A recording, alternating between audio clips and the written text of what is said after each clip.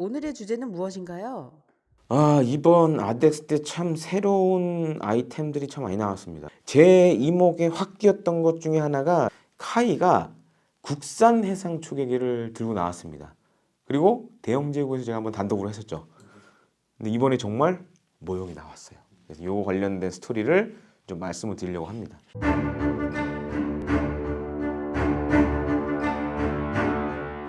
국내 해상 초계기 22대 중 한 대가 추락해서 지금 현재 21대죠? P3CK가 8대가 있었고 P3C가 8대가 있었고 16대, 그 다음에 미국에서 들여온 포세이돈 6대 이렇게 있었는데 그 중에 한 대가 안타까운 사고가 있었죠. 그러면서 이제 21대로 줄어드는 상황이에요. 그래서 지금 이제 해군이 어떻게 보면 이제 발등에 불이 떨어졌습니다. 왜냐면 아직 구체적으로 사고 원인에 대해서 밝혀진 건 없는데 노후화가 가장 큰 문제 아니냐. 그래서 제가 이제 아덱스 때 취재를 해보니 지금 해군이 합참에 지금 다음 해상 초계기와 관련된 소유 제기를 좀 빨리 할 것 같아요. 이거 지금 이제 P3CK를 대체하는 다음 해상 초계기 소유 제기를 아마 진행을 할 것 같습니다. 근데 한 가지 특징이 있어요. 이전에 P3CK는 8대였단 말이에요. 근데 지금 6대로 소유 제기를 할 것 같아요. 그럼 2대가 줄어드는 거죠. 왜 2대가 줄어드느냐? P3C 계열들의 문제가 뭐냐면 정비에 소요되는 시간이 굉장히 많이 걸려요. 그래서 8대가 있어도 실제 가동이 가능한 건 한 6대 정도밖에 안 됐어요. 근데 이제 만약에 차세대 기종으로 가면 꼭 8대까지 필요가 없는 거예요. 또 한 가지 문제가 해군에 지금 뭐 해군만의 문제는 아닌데 우리 군의 이제 병력 부족 문제가 심각하죠. 그러다 보니까 과거처럼 많이 병력을 운영할 수가 없어요. 그것까지 이제 계산해서 6대로 지금 새롭게 소요 제기를 하려고 합니다. 근데 이제 소요 제기는 이렇게 하되 어떤 방식으로 도입을 할 거냐. 2가지 방식이겠죠. 첫 번째 단계가 보통 다 소요 제기입니다. 두 번째가 소요 제기가 오케이가 되면 사업 추진 방식을 결정을 해야 돼요. 줄여서 보통 사추라고 많이 얘기하는데 해외 도입을 할 거냐, 이제 국내 개발을 할 거냐, 요게 남아 있습니다. 그럼 카이가 이거를 요번에 갑자기 이제 이게 해상 초계기예요라고 들고 나온 이유가 뭐냐? 사실 카이는 오래전부터 준비를 했었어요. 제가 이제 회사 다닐 때도 저도 알고 있었고, 그래서 그때는 주로 여객기 기반 737이나 A321 뭐 이런 320 기반으로 생각을 했는데 그러면서 이제 대형 비즈니스 제트기도 플랫폼으로 좀 생각을 했었어요. 근데 요번에 마덱스 때 들고 나온 거는 캐나다 본바디아사가 만든 글로벌 6500 이 대형 비즈니스 제트기 기반의 해상 초계기를 들고 나왔어요. 그럼 왜 카이가 갑자기 이 캐나다 본바디아사의 글로벌 6500을 들고 나왔을까? 좀 이유가 있습니다. 그러니까 지금 우리 군의 지금 이제 공군의 사업들 보면 전자전기 여기도 캐나다 본바디아사의 글로벌 6500이 사용이 돼요. 항공통제기 그것도 지금 글로벌 6500을 사용해요.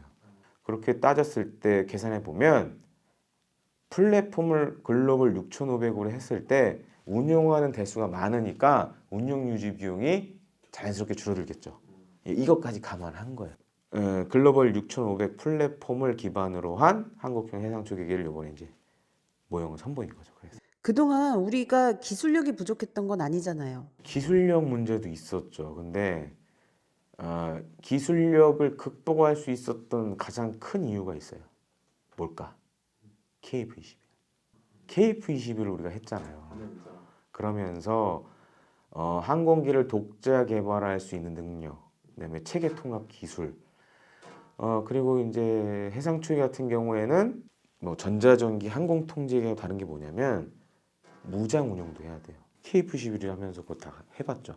그리고 이제 국내에서 해상 초계기에 필요한 각종 센서들, 예를 들어서 뭐 해상 감시 레이더, 그다음에 뭐 EOIR, 이것도 핵추진 잠수함이랑 비슷해요.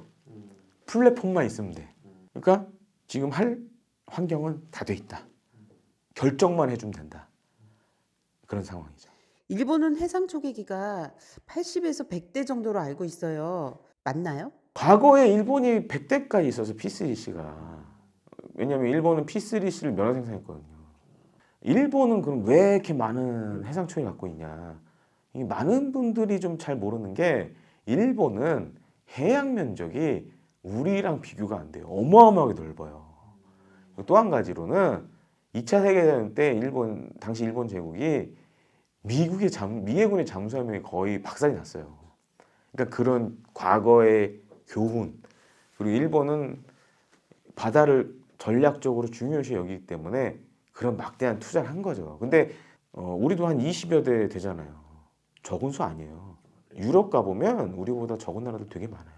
그러니까 우리가 주변에 워낙 이제 해상 초계기들이 많아서 그런 거지 우리 해양 면적 대비해 보면 적은 숫자는 아닙니다. 해상 초계기 100% 국산화가 가능한 건가요? 지금 이제 무장도 예를 들어서 해상 초계기에서 적 잠수함을 격침시키는 경호래 이것도 지금 우리가 다 만들었죠. 청상어. 네, 청상어 만들었죠. 폭레도 만들죠. 이런 것도 할 수 있어요. KGB에다 폭레 달아서 멀리 보낼 수도 있고 거기 어뢰 달아 날릴 수도 있어요. 그러니까 무장, 센서, 그다음 체계 통합 다 돼 있어요. 그리고 최근에 이제 문제 중에 하나가 우리가 이제 미국에서 MH601 로미오 해상작전기 도입을 하고 포세이돈 도입을 했는데 지금 미국에서 그래서 이제 경호래를 도입을 해야 돼요. 발주했는데 아직도 안 들어와요. 왜냐? 미국에서 코로나19 터지고 공급망 문제 생기면서 어뢰를 제때 못 만들고 있어요. 근데 만약에 우리가 국산 해상 초계기를 만든다.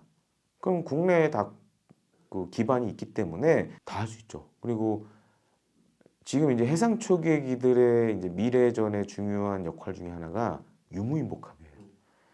그래서 지금 우리가 이제 P8A 포세이돈 미국에서 들여왔지만 한 가지 문제가 국산 무인기하고 유무인 이 복합이 하기가 되게 어려워요. 그러니까 그게 쉽지가 않아요. 미정부 승인 받아야 되고 막 복잡한 문제가 있어요. 근데 우리가 만약에 해상 초계기 만들면 그런 문제도 클리어가 되는 거죠. 왜냐하면 우리가 만든 무인기와 우리가 만든 해상 초계기 연동하면 되니까. 그걸 봤을 때는 국산화하는 게 훨씬 유리하죠.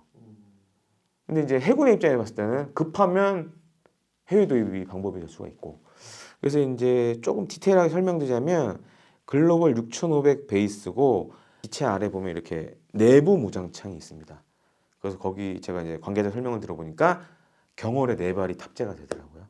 그리고 내부 무장창 앞뒤로 이제 해상 감시 레이더가 장착이 되고.